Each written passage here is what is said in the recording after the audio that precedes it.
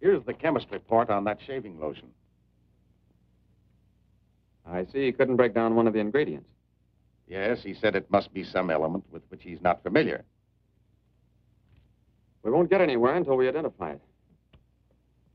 There's just one other man in this town that might be able to help us. Dr. Carruthers. Yeah, Carruthers could help us. I found out he compounded that lotion. Well, if you suspect Carruthers, you're barking up the wrong tree, Johnny. He's the last man in this town that would harm anyone. Why, everybody loves him. Maybe so. But here's something else I dug up. The Heath and Morton fortunes are based on a greaseless cold cream formula Dr. Carruthers invented. So what? All the doctor got out of it was $10,000, and the others made a fortune. Well, it's common knowledge that he sold out for cash when he could have had an interest in the firm. Just the same, every victim had this stuff from his laboratory on him.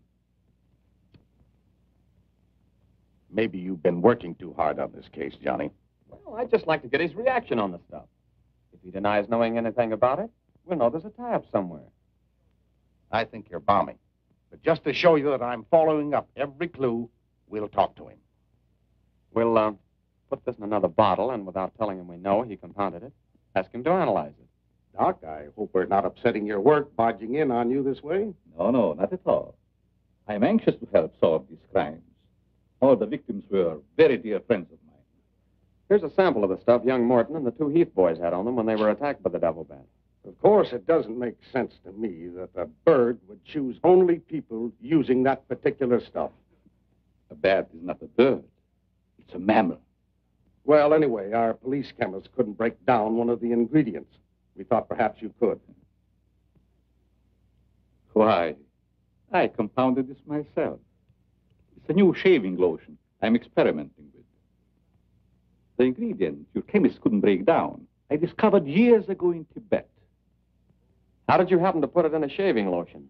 Oh, the lamas use it in some of their religious rites as a perfume. The scent is very pleasant and can't be imitated by competitors. But what were Don Morton and the two Heath boys doing with the stuff? Oh, it is the policy of our firm to try out any new product before marketing it. Well, that knocks our theory into a cocked hat. Yeah. We were hoping the unknown ingredient might turn out to be some sort of a clue.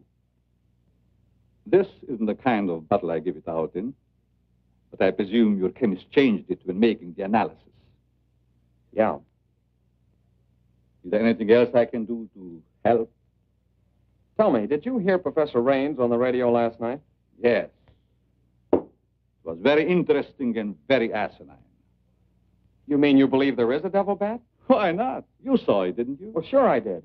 So did Mary. Then why worry about what one scientist says? That one scientist got me fired. Oh. You mean your newspaper discharged you? That's right. Oh, that's too bad. Then you're believing Heathville before the mystery is solved. I'm afraid not. I'm going to stay here and work with the chief. Since you're going to stay here for a while, I would like you to try out a bottle of the new lotion and tell me how you like it. And you too, Chief. No, not me, Doc.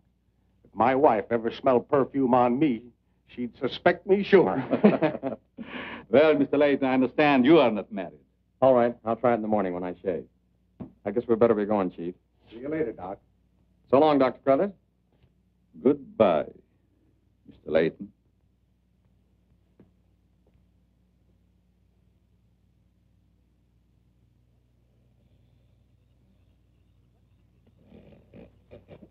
What's the matter? What's the matter? Does that smelly shaving lotion put you to sleep? Well, why'd you tell the doc you're going to use it if you think it's smelly?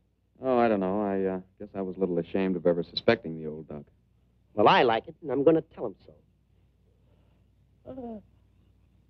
What time is it? After midnight. Midnight?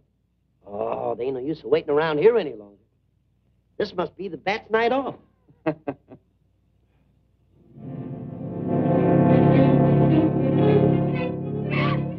Did you hear that? Yeah.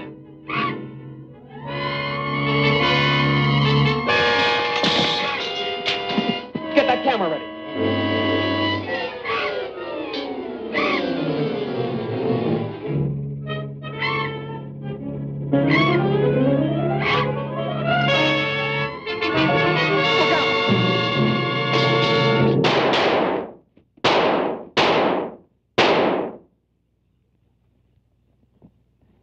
You got him. Listen, Johnny, I'm going to cook that bird personally for McGinney, and I'll even stuff it myself.